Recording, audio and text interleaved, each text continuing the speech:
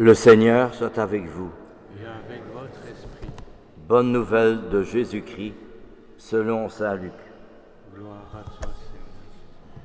En ce temps-là, voici qu'un docteur de la loi se leva et mit Jésus à l'épreuve en disant : « Maître, que dois-je faire pour avoir en héritage la vie éternelle ?» Jésus lui demanda : « Dans la loi, qu'y a-t-il d'écrit ? Et comment lis-tu » Et l'autre répondit : « Tu aimeras Seigneur ton Dieu de tout ton cœur, de toute ton âme, de toute ta force, de toute ton intelligence, et ton prochain comme toi-même. » Jésus lui dit : « Tu as répondu correctement, fais ainsi, et tu vivras. » Mais lui, voulant se justifier, dit à Jésus : « Mais qui est mon prochain ?» Alors Jésus reprit la parole en disant : « Un homme descendait de Jérusalem à Jéricho, et il tomba sur des bandits. Ceux-ci, après l'avoir dépouillé et roué de coups, s'en allèrent, le laissant à moitié mort. Par hasard, un prêtre descendait par ce chemin, il le vit, et il passa de l'autre côté. De même, un lévite arriva à cet endroit, il le vit et passa de l'autre côté. Mais un Samaritain qui était en route arriva près de lui, il le vit et fut saisi de compassion. Il s'approcha et pansa ses blessures en y versant de l'huile et du vin. Puis il le chargea sur sa propre monture, le conduisit dans une auberge et prit soin de lui. Le lendemain, il sortit 2 pièces d'argent et les donna à l'aubergiste en lui disant : « Prends soin de lui, tout ce que tu auras dépensé en plus, je te le rendrai quand je repasserai. » Lequel des trois, à ton avis, a été le prochain de l'homme tombé aux mains des bandits ? Le docteur de la loi répondit : celui qui a fait preuve de pitié envers lui. Jésus lui dit : va, et toi aussi, fais de même. Acclamons la parole de Dieu. Louange à toi, Seigneur Jésus. C'est un beau passage d'évangile de Luc qui nous est proposé ce dimanche matin. La parabole du bon Samaritain. Et nous la connaissons bien sûr. Mais comment peut-on la vivre surtout dans le monde tel que nous le vivons aujourd'hui ?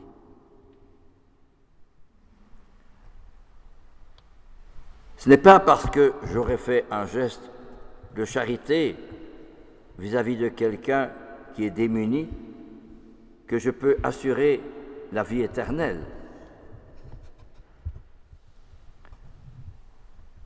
La charité vient de Dieu. Chez Saint Jean, on l'appelle agapé, qui veut dire la tendresse de Dieu.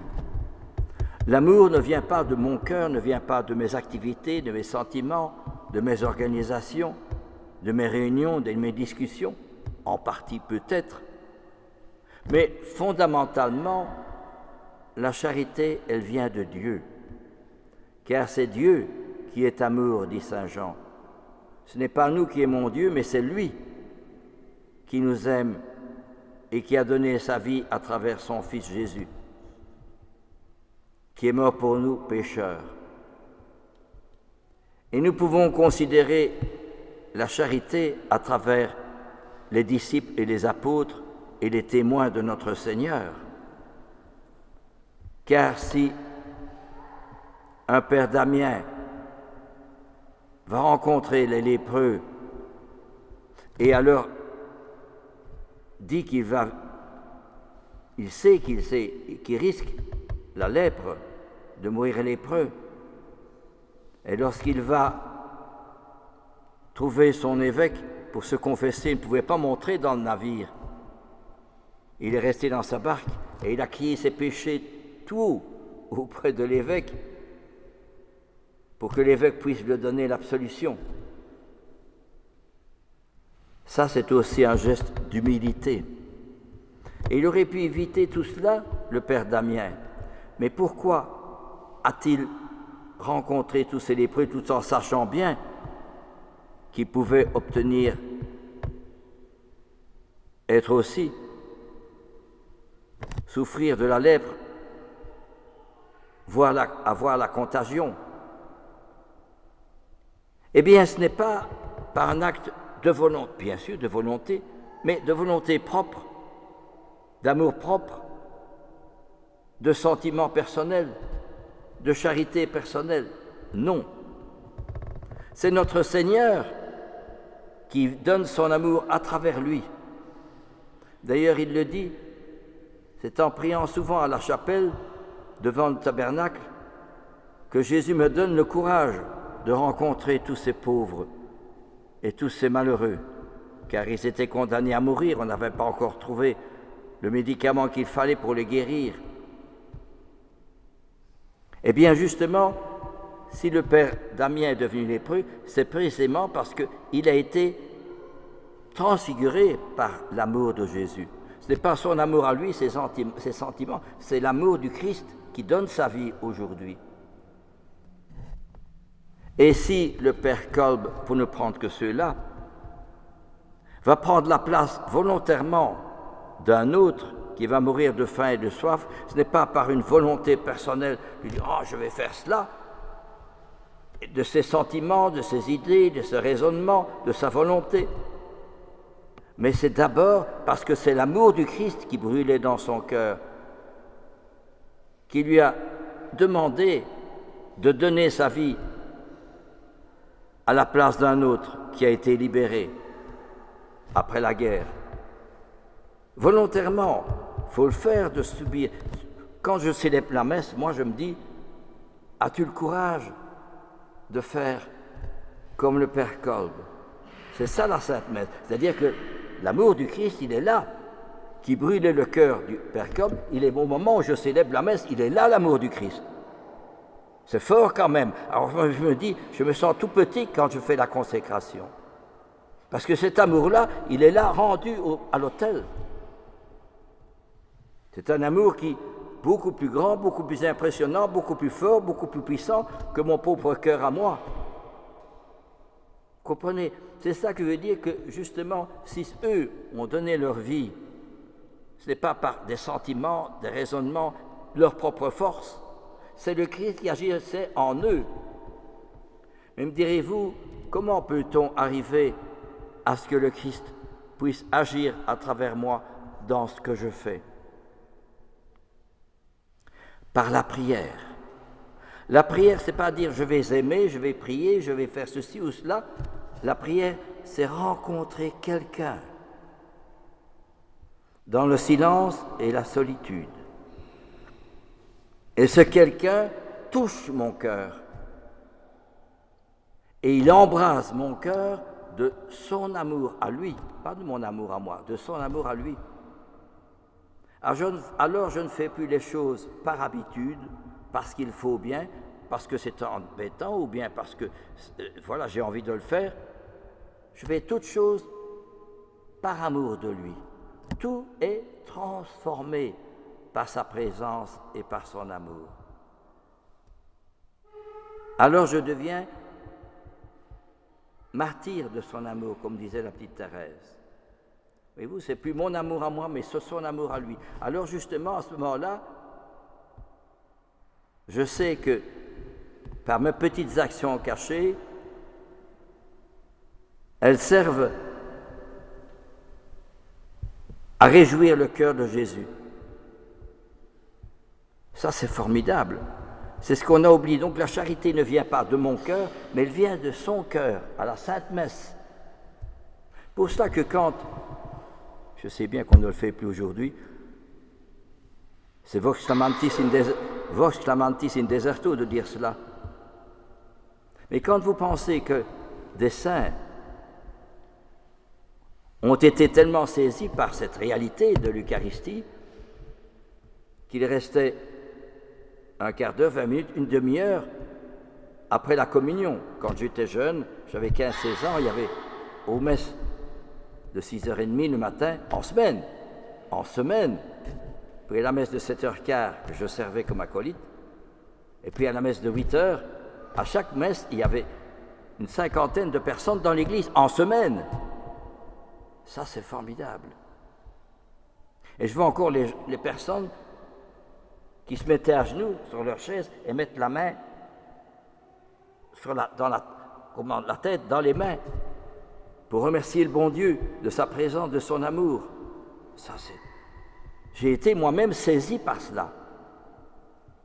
C'était un exemple pour moi. Et c'est ce qui nous manque aujourd'hui. Il n'y a plus assez d'exemples de chrétiens qui... Mais évidemment, c'est vrai, on doit fermer l'église. Mais avant, les églises étaient ouvertes.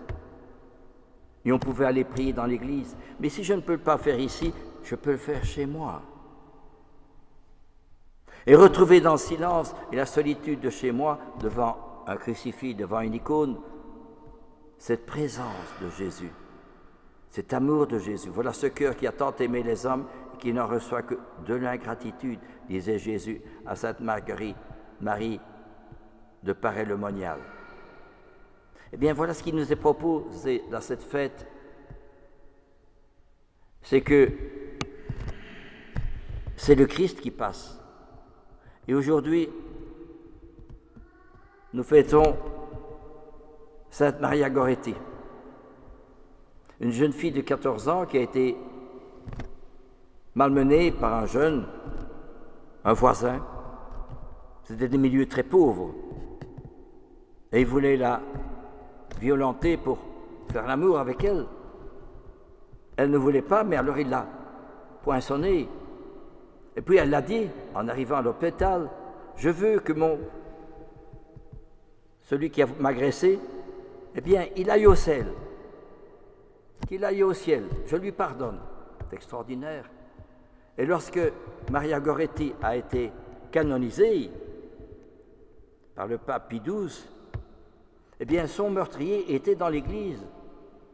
Et il s'est converti et il est devenu capucin, il est devenu moine. C'est extraordinaire, ce renversement des choses. Et c'est cela le bon Dieu, voyez-vous. Le bon Dieu renverse des choses formidables, des choses qui étaient impossibles. Elles deviennent possibles. Tu renverseras les montagnes, les collines, dit Jésus à Saint Jean-Baptiste. Eh bien, justement, c'est cela qui nous est proposé aujourd'hui. Je me souviens, il y a encore un autre saint que j'oublie pour l'instant, je devrais le noter, que l'on fait ces jours-ci.